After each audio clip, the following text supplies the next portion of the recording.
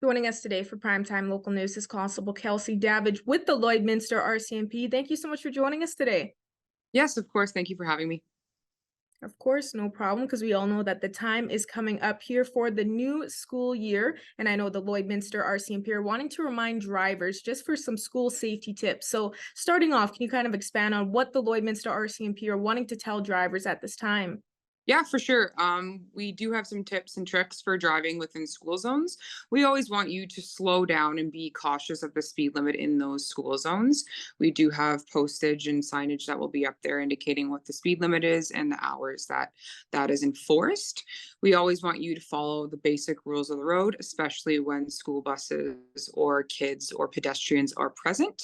This includes following if a bus stops in front of you, puts down their upper arm and the lights flashing, right? We can't be passing buses within those school zones as kids would be getting out and walking across the street or going wherever they need to go.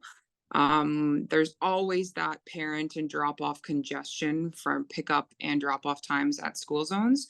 So just make sure you're picking a safe drop off zone or pickup zone. It's always going to be congested in those areas as there is just a lot of people in that small space. When you do have a student or a pedestrian crossing the road, make sure you make eye contact with that person and that they saw you and you kind of acknowledge each other before proceeding on the roadway or having them walk across the street. And obviously be cautious of those safety patrollers, whether that be a student or a pedestrian or teaching staff with our divisions here in Lloyd, that they'll be in those vests and helping students cross those streets when going in and out of their school. And for drivers that somehow forgot the speed limit, what should they be going through school zones? Just for a little reminder. It'll be 30 kilometers an hour. Again, those will be posted. Normal speeds across town, if not posted, would be your 50. You can always access school zone speed limit rules and regulations on the Saskatchewan SGI website or the Alberta website as well, depending on what side of the border you're on. There's lots of information online on both those sites that can give you exact breakdowns of speed limits and penalties and what police will be enforcing in those school zones.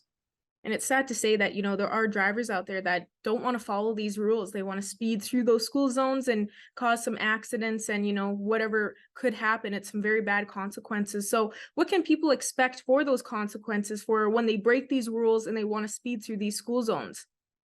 Yeah, again, this week is our first week back. We will see a larger police presence within those school zone areas and pulling people over and enforcing those rules of the road.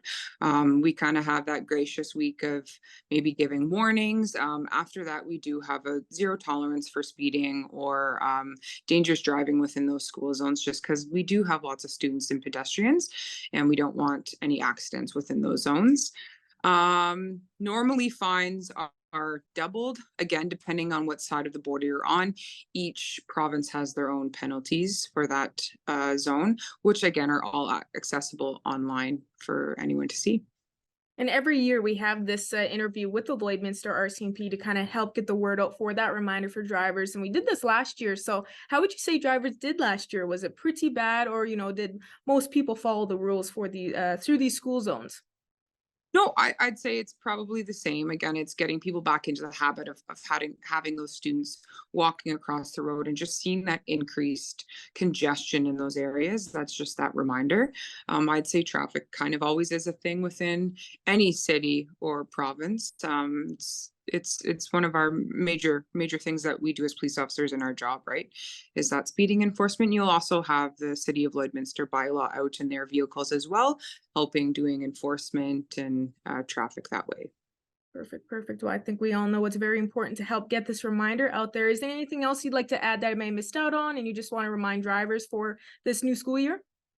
No, again, just reminding motorists that they need to be extra vigilant when students are returning to work or to school this week, and just be present and cautious.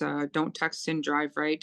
Adding that additional thing that you're doing through a school zone, super dangerous, right? Pay attention, especially when in those school zones. You will see too, I didn't mention, depending what side of the border, we will have those, I think it was Saskatoon police even comes in Oh, and wow. people complain Saskatoon doing in Lloydminster.